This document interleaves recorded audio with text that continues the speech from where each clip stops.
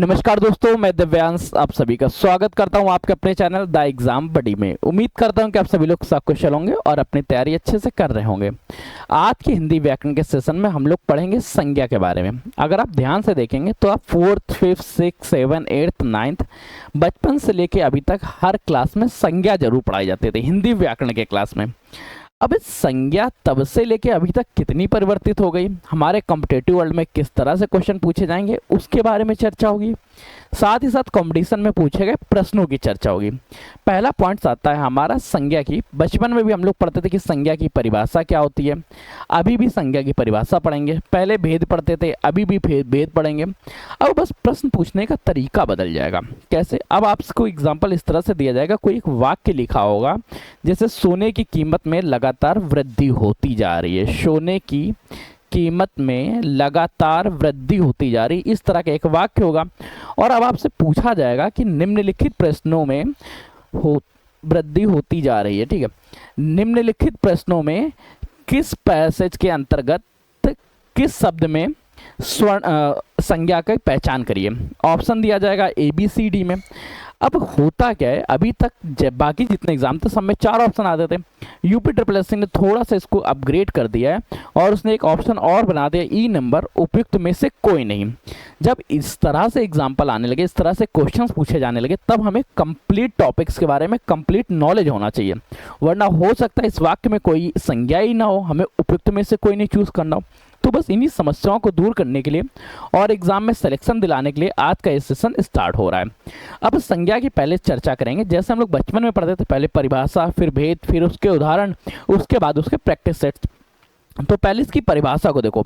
बचपन में हम लोग पढ़ते थे किसी व्यक्ति, वस्तु, स्थान के नाम को संज्ञा कहते हैं। थोड़े से बड़े हुए उसमें आया वह शब्द जिसके द्वारा हमें किसी व्यक्ति, वस्तु, स्थान आदि के भाव आदि के नाम का बोध होता है, उसे संज्ञा कहते हैं।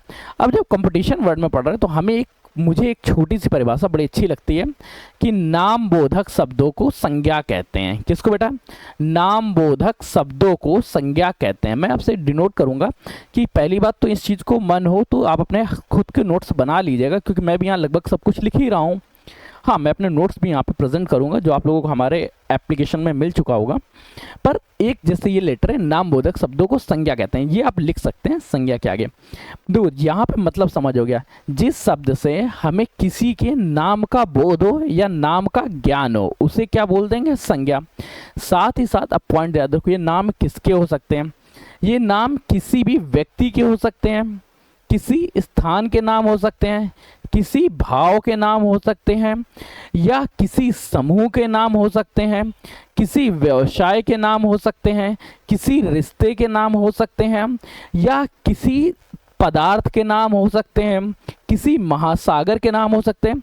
मतलब इस संसार में आप आंख बंद करके किसी भी चीज की ओर डिनोट कर दें, अगर उसका कोई नाम है तो उसे क्या कहेंगे? उसे हम लोग संज्ञा कहेंगे। एक छोटा सा एग्जाम्पल देके पढ़ते हैं। जैसे एग्जाम्पल आपसे पूछा जा रहा है, रामू का कुत्ता बाजार में घूम रहा है, बाजार में घूम रहा है। यहाँ पर संज्ञा किस शब्द में है? क्या रामू में है या रामू के कुत्ते में? याद रखो, पूरे के पूरे शब्द में रामू का कुत्ता यहाँ पे संज्ञा के रूप में प्रयुक्त किया जाएगा। ठीक है, एक और एग्जांपल लेते हैं। जैसे काली भैंस, नंदी भैंस, नंदी गाय, नंदी बैल थे ना? ठीक है, नंदी बैल। ठीक है, इस तरह से ये जो किसी भी चीज के नाम का उपयोग कर दिया गया, जब कभी किसी के नाम या विशेषता से रिलेटेड नाम के बारे में बता दिया जाए, वहां पे क्या होगा? वहां पे संज्ञा विद्यमान होगी। अब ये संज्ञा कभी कभी किसी के जाति के नाम पे भी हो सकती है, जैसे गोस्वामी का होना, ठीक है, पाल जी का होना, ये सारी सारी संज्ञाएं। कैसे पढ़ेंगे? देखो बेटा, सब कुछ भूल जाओ, परिभाषाएं भी भूल जाओ, पर एक याद रखना, क्या है? नाम बोधक शब्दों को संज्ञा कहते हैं। किसी भी चीज से किसी के नाम का ज्ञान हो तो उसे संज्ञा कहेंगे, चाहे वो किसी की जाति का नाम हो, चाहे वो किसी समुदाय का नाम हो, किसी व्यक्ति का नाम हो, किसी स्थान का नाम हो, किसी भाव का नाम हो, किसी समूह का नाम हो, किसी व्यवसाय का नाम हो, या किसी तरह के भाव का नाम हो। जैसे भाव का नाम है किसी का अमीर होना, अमीर नहीं, अमीरी होना, अमीरी, गरीबी, सुखी, दुखी, स्नेह, प्रीत, प्रार्थना, ये सभी के सभी संज्ञाएं हैं। अब इसे कभी भूलोगे तो नहीं। नाम बोधक शब्द क्या कहलाएंगे? नाम बोधक शब्द संज्ञा कहलाएंगे। बचपन वाली कुछ परिभाषाएं और देख लेते हैं, जैसे वह शब्द जो किसी व्यक्ति, वह शब्द जो किसी व्यक्ति, वस्तु, प्राणी, स्थान, भाव आदि के नाम का बोध कराए, आदि के नाम का बोध कराए, उसे संज्ञा कहते हैं। ठीक है, मेरी राइटिंग बहुत ज़्यादा अच्छी नहीं है, ये बात मैं मानता हूँ। इम्प्रूवमेंट चल रही है, हो सकता है कुछ दिन में अच्छी हो जाए। वैसे मैम तो पीटते पीटते रह गई। एक मैम थी पीआरजी। अच्छा, किसी को पीआरजी का फुल फॉर्म बताओ तो बता देना, ठीक है, कमेंट कर देना। अब बेटा देखते हैं, संज्ञा तो पढ़ ली, संज्ञा के भेद क्या होते हैं, परिभाषा तो कंफर्म हो गई। अब ये बेटा ये ध्यान रखना, ये सेशन शाम को होगा जहाँ पे हम लोग संज्ञा के बारे में चर्चा करेंगे। ठीक है, अब एक चीज़ ध्यान रखना बेटा, जो सबसे ज़्यादा इंपॉर्टेंट आपके लिए बनेगा, क्या आपके एग्जाम में कभी संज्ञा की परिभाषा पूछी जाएगी तो याद रखना, संज्ञा की परिभाषा अब इस एज में नहीं पूछी जाएगी। जहाँ पे आप पढ़ रहे हैं उनके लिए संज्ञा की परिभाषा कोई नहीं है। हाँ, परंतु संज्ञा के भेद से रिलेटेड क्वेश्चन पूछे जाते हैं। संज्ञा के भेद क्या, देखो संज्ञा के भेद को लेकर व्याकरण विदों में थोड़ी सी अनबन बनी रहती है। कुछ व्याकरणविद कुछ मानते हैं, कुछ व्याकरणविद कुछ मानते हैं। अब इनको बांटा खींचा जा सकता है, वर्तमान व्याकरणविद या भविष्य के व्याकरण, देखो वर्तमान व्याकरणविद या सामान्य तौर से आपसे संज्ञा के भेद पूछ ले, या आपसे पूछेगा कामतानाथ प्रसाद गुरुजी द्वारा। किसके द्वारा? कामतानाथ प्रसाद गुरुजी द्वारा, कामतानाथ प्रसाद गुरुजी द्वारा, या यहाँ पे लिखा होगा व्याकरणविद गुरुजी द्वारा। ठीक है, ये दो मुख्य तौर पे मत हैं। अगर क्वेश्चन कैसे पूछा जाएगा उसको पहले आइडेंटिफाई करते हैं। क्वेश्चन आपसे पूछा जाएगा संज्ञा के कुल कितने भेद हैं। क्वेश्चन अगर लिखा होगा संज्ञा के कुल कितने भेद हैं, संज्ञा के कुल कितने भेद हैं, और ऑप्शंस आपको दिया जाएगा 5, 3, 2, 7 और ई नंबर पर बेटा डाल लेना, उपयुक्त में से कोई नहीं। ABCD बना देते हैं। यहीं पर अगर क्वेश्चन आपसे पूछा जाएगा कि कामतानाथ प्रसाद गुरुजी द्वारा, कामतानाथ प्रसाद गुरुजी द्वारा, कामतानाथ प्रसाद गुरुजी द्वारा संज्ञा के कुल कितने भेद माने गए, संज्ञा के कुल कितने भेद हैं, संज्ञा के कुल कितने भेद हैं।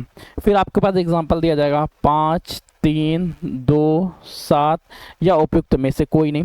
इसी को क्वेश्चन और तरह से एक तरह से पूछा जाएगा, मैं यहीं पे थोड़ी सी जगह लेके बना देता हूँ। ठीक है, संज्ञा को कुल कितने भागों में बांटा गया।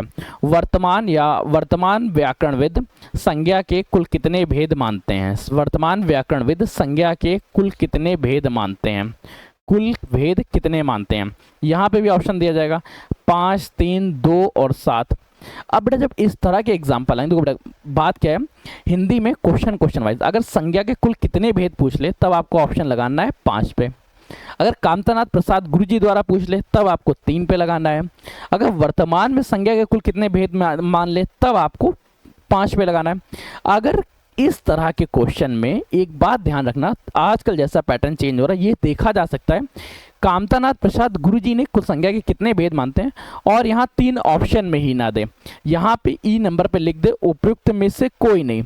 ऐसी दशा में 5 आपको दिखेगा परंतु 5 पे लगाना नहीं है, फिर आपको लगाना है उपयुक्त में से कोई नहीं ऑप्शंस को। ऐसे ही पूछा जा सकता है संज्ञा के कुल कितने भेद हैं, और यहाँ पे 5 ना दे के 3 दिया जाए तो फिर इस दशा में यहाँ पे हम 3 लगा सकते हैं, उपयुक्त में से कोई पे नहीं जाएंगे। ध्यान रखना बेटा, अगर आपसे पूछा गया कामतानाथ प्रसाद गुरुजी संज्ञा के कुल कितने भेद मानते हैं और वहां पे 5 ऑप्शन दिया गया है, साथ में उपयुक्त में से कोई नहीं दिया गया, तब हम लगाएंगे उपयुक्त में से कोई नहीं। अगर संज्ञा के कुल कितने भेद हैं ऐसा केवल क्वेश्चन पूछा, वहां पे 3 ऑप्शन दिया गया, तब 3 और 5 में से 5 को ज्यादा प्रायोरिटी देते, बाद में हम लोग 3 को देते हैं, लेकिन उपयुक्त में से कोई नहीं को सबसे मिनिमम प्रायोरिटी दी जाती है। इस प्रायोरिटी क्रम के अकॉर्डिंग हम लोग संज्ञा के डिफरेंट एज में डिफरेंट तरह से ऑप्शंस पूछे जाते हैं। संज्ञा के भेद कंफर्म हो गए। संज्ञा के कुल कितने भेद हैं बेटा, संज्ञा के अगर भेद पूछ लें तो वर्तमान या संज्ञा के कुल कितने भेद हैं 5, परंतु कामतानाथ प्रसाद गुरुजी या गुरुजी द्वारा संज्ञा के 3 भेद माने गए। ये 5 कौन कौन से हैं, एक है बेटा व्यक्तिवाचक संज्ञा, दूसरी ध्यान रखना जातिवाचक संज्ञा, व्यक्तिवाचक, जातिवाचक, समूहवाचक, भाववाचक, समूहवाचक संज्ञा, फोर्थ नंबर पे ध्यान रखना बेटा भाववाचक संज्ञा, और फिफ्थ हो गई आपकी द्रव्यवाचक संज्ञा। वहीं कामतानाथ प्रसाद गुरुजी क्या कहते हैं? कामतानाथ प्रसाद गुरुजी कहते हैं कि व्यक्तिवाचक संज्ञा, जातिवाचक संज्ञा तथा भाववाचक संज्ञा है, और जातिवाचक संज्ञा को वो दो भागों में डिवाइड कर देते हैं, एक द्रव्यवाचक संज्ञा, एक भाववाचक संज्ञा। अब हम लोग संज्ञा को पूरी डिटेल में पढ़ेंगे, जहां पे हमारी चर्चा स्टार्ट हो जाएगी व्यक्तिवाचक संज्ञा क्या है, जातिवाचक क्या है, समूहवाचक क्या है, भाववाचक क्या है, द्रव्यवाचक क्या है। साथ ही साथ अगर कामतानाथ प्रसाद गुरुजी के अकॉर्डिंग पढ़ें तो व्यक्तिवाचक, जातिवाचक, भाववाचक, जातिवाचक के दो भेद, द्रव्यवाचक व भाववाचक। ये आप पे डिपेंड करता है, आप किस व्याकरणविद को ज्यादा अच्छे से मानते हैं, उनके हिसाब से आप पढ़ लीजिएगा। परंतु हमारा सेशन अब स्टार्ट होता है और यहाँ चर्चा करेंगे। सबसे पहले हम लोग व्यक्तिवाचक संज्ञा के बारे में, किसके बारे में बेटा हमारी चर्चा होगी? हमारी संज्ञा चर्चा होगी व्यक्तिवाचक संज्ञा के बारे में। तो बेटा ध्यान रखो व्यक्तिवाचक संज्ञा किसे कहते हैं। अब बेटा देखो संज्ञा क्या है, संज्ञा है क्या? संज्ञा के बारे में तो आप लोगों को पता ही हो गया कि नाम बोधक शब्दों को संज्ञा कह रहे हैं। जिनसे भी किसी के नाम का बोध हो उसे क्या बोलेंगे? संज्ञा। व्यक्ति का मतलब है तो किसी व्यक्ति के नाम का अगर बोध हो जाए, अगर व्यक्ति के नाम का बोध होगा तो उसे क्या बोलेंगे? व्यक्तिवाचक संज्ञा। यहाँ पे व्यक्तियों का जीवित होना या व्यक्तियों का मृत्यु होने से संबंध नहीं है।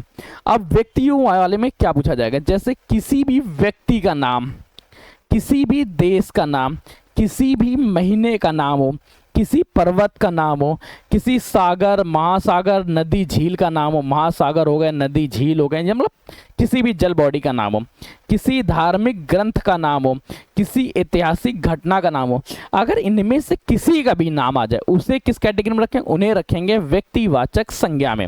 जैसे व्यक्ति का नाम क्या हो गया? राम, मोहन, सोहन, टेप इत्यादि। देश का नाम सबसे पहले भारत, फिर उसका एक नल्ला पड़ोसी हो गया पाकिस्तान, ऐसे सारे। महीनों के नाम याद रखें, चाहे जून जुलाई हो, चाहे आषाढ़ भादव हो, दोनों के याद रखना। पर्वतों में केटू हो गया, माउंट एवरेस्ट हो गया। महासागरों की चर्चा करें, हिंद महासागर हो गया, हिमालय हो गया, अल्पाश पर्वत, ठीक है। नदी की चर्चा करें, गंगा नदी हो गई, यमुना नदी हो गई। धार्मिक ग्रंथों की चर्चा करें, रामायण, कुरान, भारत, गीता हो गया। ऐतिहासिक घटनाओं की चर्चा करें, 1857 की क्रांति हो गई, जालियांवाला बाग हत्याकांड हो गया। कुछ एग्जाम्पल्स हैं, इनके अलावा सारी अन्य घटनाएं, चाहे वो गांधी इरविन समझौता, वो भी व्यक्तिवाचक संज्ञा में आएगा।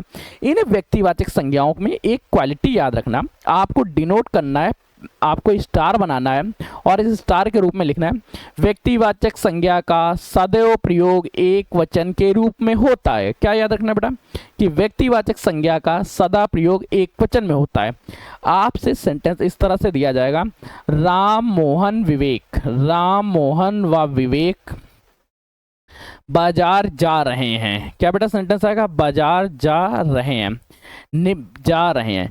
निम्नलिखित सेंटेंस में संज्ञा की पहचान करिए, या निम्नलिखित सेंटेंस में क्या उदाहरण गलतियां हैं। जब रहे हैं का प्रयोग नहीं होगा, रहा है का प्रयोग होगा। ये चीजें पॉइंट ध्यान रखना, क्योंकि इन सभी व्यक्तिवाचक संज्ञा का प्रयोग आपसे डायरेक्ट क्वेश्चन पूछा जाएगा। जैसे राम बाजार जा रहे हैं, राम बाजार जा रहे हैं, वैसे बहुत बचपन वाले एग्जाम्पल हो गए, जा रहे हैं। एक सेंटेंस और लिख लेते हैं, ठीक है।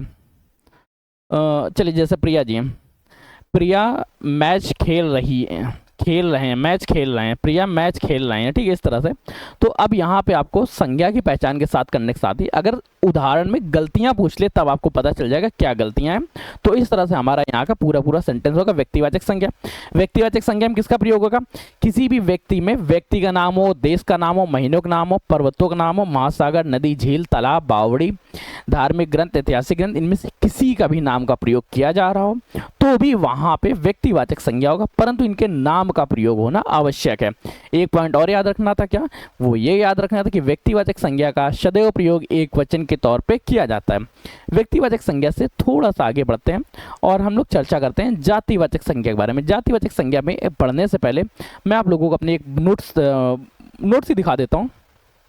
दो बेटा, अब नोट्स तो थोड़ा सा देख लेते हैं। पहले क्या था? संज्ञा पढ़ी थी। संज्ञा हम लोगों ने पढ़ा था वह शब्द जो किसी व्यक्ति, वस्तु, प्राणी, स्थान आदि के नाम का बोध कराए उसे संज्ञा कहते हैं। यहाँ पे बेटा आप लोगों की एक अच्छी परिभाषा बताई थी कि नाम बोधक शब्दों को, क्यों नहीं लिख रहा भाई, कि नाम बोधक शब्दों को संज्ञा कहते हैं। तो ये पॉइंट्स याद रखना है ना।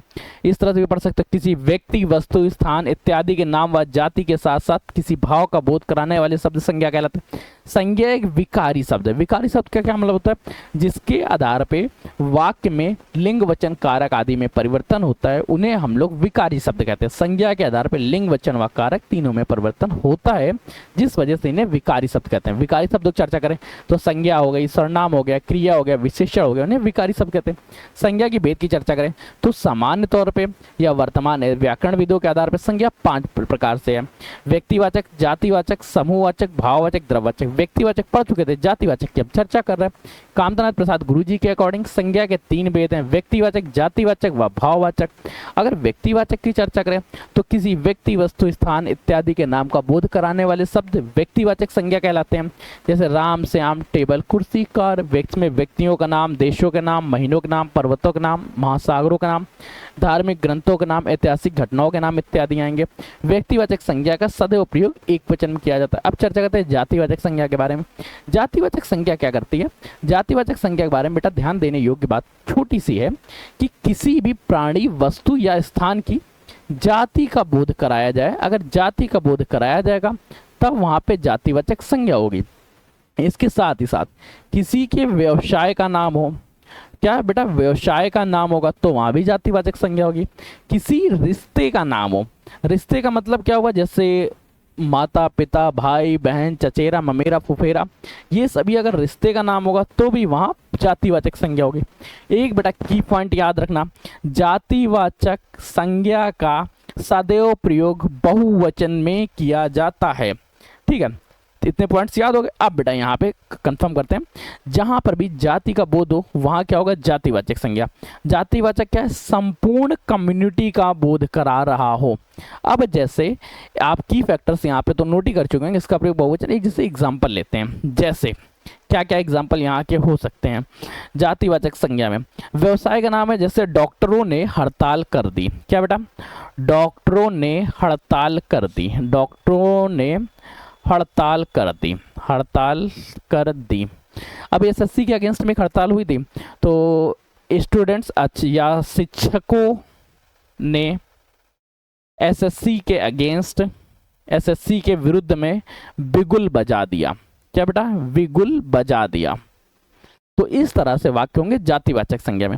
जातिवाचक में क्या हो, जाति का बोध होगा, व्यवसाय का बोध होगा, रिश्तों का बोध होगा। यहाँ किसी भी वस्तु मतलब अप्राणी या प्राणी के बारे में भी चर्चा हो रही होगी, परंतु प्राणियों में जब कभी चर्चा होगी तो प्राणियों में उनकी पूरी कम्युनिटी की चर्चा होगी। प्राणियों में किसी एक की फैक्टर या किसी एक पॉइंट्स के बारे में नहीं बताया जाएगा। जैसे अभी हम लोगों ने यहाँ पे पढ़ा था, थोड़ा सा इसको एक्सपेंड करते हैं। प्राणीवाचक संज्ञा में आपको समझ में थोड़ा सा और डिटेलिंग में आ जाएगा। कैसे, जैसे एक एग्जाम्पल दिया गया है, जैसे कुत्ते भौंक रहे हैं। एग्जाम्पल क्या है बेटा, कुत्ते भौंक रहे हैं। ठीक है, इसको थोड़ा सा और डिटेल करते हैं। कुत्ते की जगह कालू, कोई अच्छा नाम, मर गया, एक जैसे छोटा सा नाम ले लेते हैं, कालू कुत्ता भौंक रहा है। ठीक है, कालू कुत्ता भौंक रहा है। अब बेटा देखो, दो वाक्य हैं, दोनों लगभग सिमिलर लग रहे हैं, परंतु इसमें एक छोटा सा डिफरेंस हो जाएगा। जब कुत्ते भौंक रहे हैं तो यहाँ कुत्तों की पूरी कम्युनिटी के बारे में बताया जा रहा है, पूरे समुदाय के बारे में बताया जा रहा है, तो यहाँ पे होगा जातिवाचक संज्ञा। क्या होगी बेटा, यहाँ पे होगी जातिवाचक संज्ञा के बारे में। ये अगर कालू कुत्ते के बारे में आइडेंटिफाई किया जाएगा तो सभी कुत्तों में से केवल एक जिसका नाम कालू है वो भौंक रहा है, तब यहाँ पे क्या होगा, व्यक्तिवाचक संज्ञा। ये छोटे छोटे से की फैक्टर्स रहेंगे जो आपको सेलेक्टिव मेंबर्स बनाने में सहायक देंगे। अब बेटा यहाँ पे क्या है, यहाँ पे है व्यक्तिवाचक संज्ञा, यहाँ पे जातिवाचक संज्ञा। आपसे पूरा पूरा एक सेंटेंस पूछा जा सकता है, निम्नलिखित वाक्य में कौन सी संज्ञा का प्रयोग किया गया, नाम बता देंगे। व्यक्तिवाचक संज्ञा, जातिवाचक संज्ञा, समूहवाचक, भाववाचक, और आजकल तो एक नया डिग्नो आ चुका है कि उपयुक्त में से कोई नहीं, उनमें से जो सबसे मोस्ट सुटेबल होगा वो आपको लगाना पड़ेगा। मतलब सिर्फ जातिवाचक संज्ञा नहीं, व्यक्तिवाचक संज्ञा नहीं, बल्कि इनके टाइप्स के बारे में भी हमें पढ़ना पड़ेगा। अगर जातिवाचक संज्ञा को ध्यान से देखें तो जातिवाचक संज्ञा में हमें दो प्रारूप पढ़ने को मिलते हैं कामतनाथ प्रसाद गुरुजी द्वारा। एक है द्रव्यवाची जातिवाचक संज्ञा, दूसरा हम लोगों को यहाँ पड़ता है समुदाय या समूहवाचक जातिवाचक संज्ञा। द्रव्यवाची में क्या होगा, द्रव्यवाचक का मतलब किसी भी लिक्विड, किसी पदार्थ का बोध हो रहा हो या किसी लिक्विड का बोध हो रहा हो तो वहां क्या होगा, वहां पे होगा द्रव्यवाचक। ये पदार्थ लिक्विड भी हो सकता है, सॉलिड भी हो सकता है, किसी तरह। समुदाय या समूह के बारे में चर्चा करें तो जहां पे किसी भी समूह का, किसी दल का या किसी गुच्छे का बोध हो, वहां क्या होगा, समुदायवाचक या समूहवाची व्यक्तिवाचक संज्ञा। अब बेटा इसको थोड़ा सा पढ़ते हैं। जैसे द्रव्यवाची की चर्चा करें तो द्रव्यवाची में हम लोगों को पढ़ना होगा जैसे सोना, चांदी, जेवर इत्यादि, अनाज इत्यादि। समुदायवाची या समूहवाची जातिवाचक संज्ञा को पढ़ें तो यहाँ पे हमारे पास रहेंगे जैसे सभा, सेना, सम्मेलन, गिरोह, टीम, वृंद इत्यादि। इसको छोटा सा डिनोट्स करते हैं और अपने नोट्स पे चलते हैं। जातिवाचक संज्ञा क्या कहलाती है? जातिवाचक संज्ञा वे संज्ञा शब्द जो किसी प्राणी, व्यक्ति, वस्तु, जाति का बोध कर उसे जातिवाचक संज्ञा कहते हैं। इसमें प्राणी, वस्तु, स्थान इत्यादि का प्रयोग होगा। साथ ही साथ जातिवाचक संज्ञा के दो प्रारूप बताए गए, द्रव्यवाची जातिवाचक संज्ञा तथा समुदाय या समूहवाची। ये बेटा किसने बताया था? ध्यान रखना, आपसे क्वेश्चन पूछा जाएगा। ये कामतानाथ प्रसाद गुरुजी द्वारा बताया गया था। द्रव्यवाची की चर्चा करें, वे संज्ञा शब्द जो किसी द्रव पदार्थ की जाति या कम्युनिटी का बोध कराए उसे हम द्रव्यवाची कहेंगे। जो समूह के बारे में या किसी पूरे समुदाय का बोध करा रहे हैं उन्हें क्या बोलेंगे? समुदायवाची। और पॉइंट्स क्या है? व्यवसाय के नाम, रिश्तों के नाम, जिनके बारे में उन्होंने पहले चर्चा किया था, ये सभी के सभी जातिवाचक संज्ञा के उदाहरण है। और जातिवाचक संज्ञा का सदैव प्रयोग किस तरह किया जाता है? जातिवाचक संज्ञा का सदैव प्रयोग बहुवचन में किया जाता है। जातिवाचक संज्ञा कंफर्म हो गया, समूहवाचक चर्चा हो गया। अब चर्चा करते हैं हम लोग भाववाचक संज्ञा के बारे में। ये टेस्ट बेटा शाम को होने वाला है तो इसमें जरूर जुड़िएगा। अगर भाववाचक संज्ञा की चर्चा करें तो भाववाचक संज्ञा में हम लोग चर्चा करेंगे वे संज्ञा शब्द जो किसी के भाव, अवस्था, गुण इत्यादि का बोध कराएं, गुण, दशा इत्यादि का बोध कराएं, उन्हें हम भाववाचक संज्ञा कहेंगे।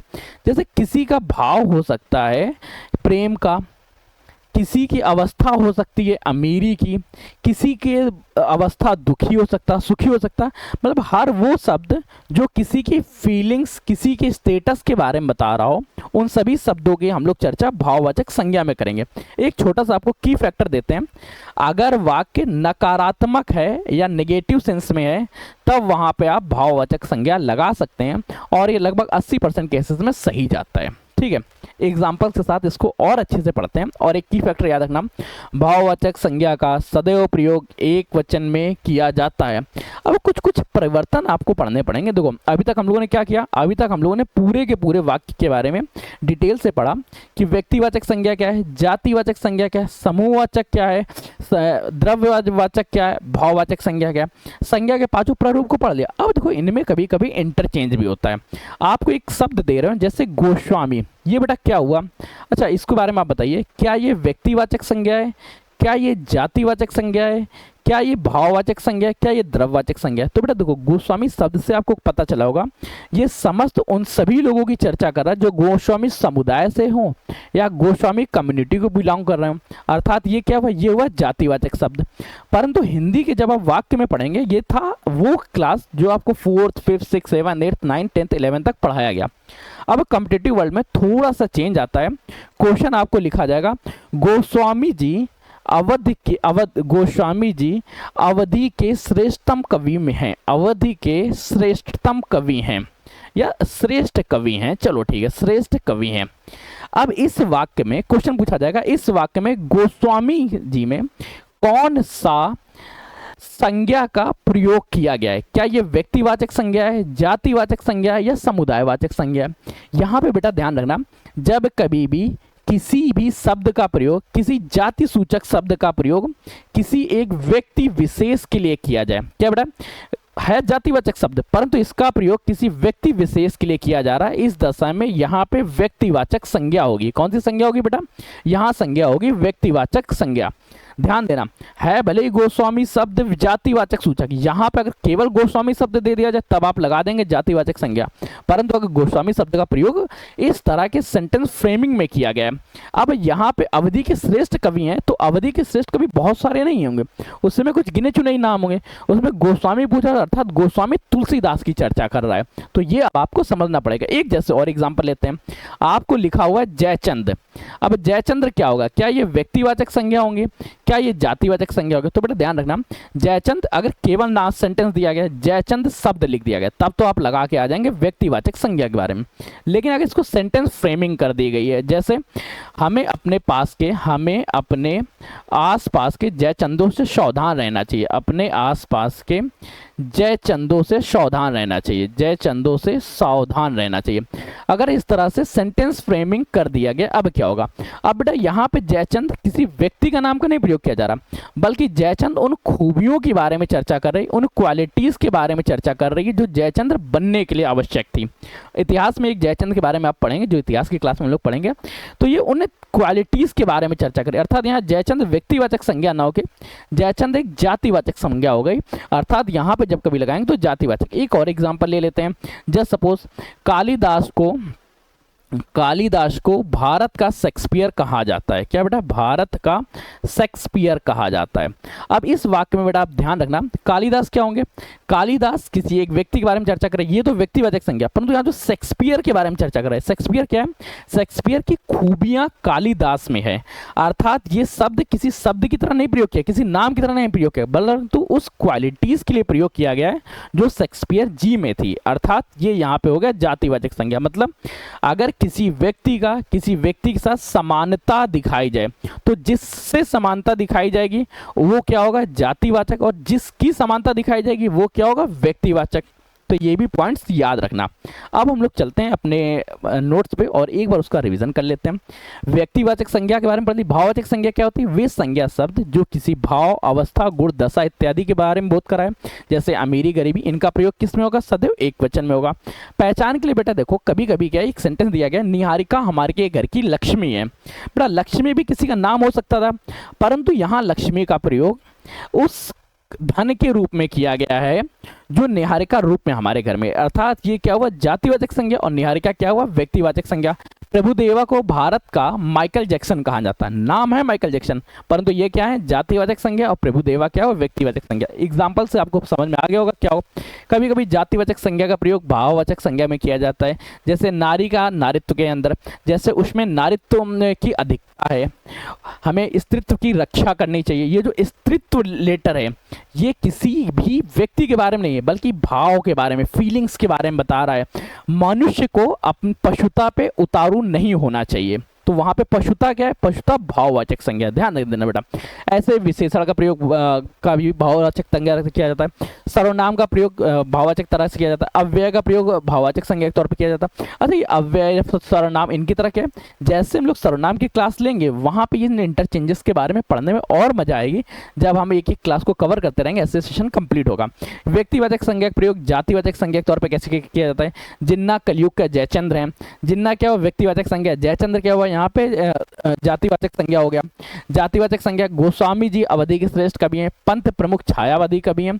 इसी तरह से बेटा एक पॉइंट्स और याद रखना, भाववाचक संज्ञा व विशेषण का प्रयोग तो एक वचन में किया जाता है, लेकिन जैसे ही भाववाचक संज्ञा को बहुवचन में लिखेंगे, ठीक है, तो वो क्या बन जाते हैं? देख रहे हैं, जैसे इनका प्रयोग बहुवचन में करते हैं तो वो जातिवाचक संज्ञा में बदल जाते हैं। कैसे? बड़ा शब्द जो है ये भाववाचक शब्द है, परंतु बड़ों का सम्मान करना चाहिए। यहाँ पे क्या हो गया? यहाँ पे ये बड़ों लेटर हो गया जातिवाचक संज्ञा, और ये किस में बनेगा? ये बनेगा बहुवचन में। अब 3 पॉइंट्स और याद रखो। पहला पॉइंट्स क्या देखना हम लोगों को कि व्यक्तिवाचक संज्ञा का सदैव प्रयोग किया जाएगा। व्यक्तिवाचक संज्ञा का सदैव प्रयोग एक वचन की तरह किया जाएगा। जातिवाचक संज्ञा का प्रयोग सदैव बहुवचन की तरह किया जाएगा। जातिवाचक में द्रव्यवाची का हो तो बहुवचन में, समुदायवाचक या समूहवाचक का भी तो उसका भी प्रयोग बहुवचन में किया जाएगा। यहीं पे अगर भाववाचक संज्ञा का प्रयोग किया जाए तो भाववाचक संज्ञा का प्रयोग सदैव एक वचन में किया जाएगा। ये की पॉइंट्स और नोट्स कर लेना। अब शाम के सेशन में मिलते हैं जहां हम लोग संज्ञा के टेस्ट लगाएंगे, ठीक है, और ये क्वेश्चंस आप लोगों को लगाना इंपॉर्टेंट रहेगा। तब तक के लिए कीप स्टडी, कीप स्माइलिंग, पढ़ते रहिए, मुस्कुराते रहिए। पढ़ाई मुस्कुराहट एक साथ अच्छी लगती है, अकेले में दोनों ही अधूरे हैं। मिलते हैं नए सेशन में नई जानकारी के साथ। तब तक के लिए धन्यवाद दोस्तों।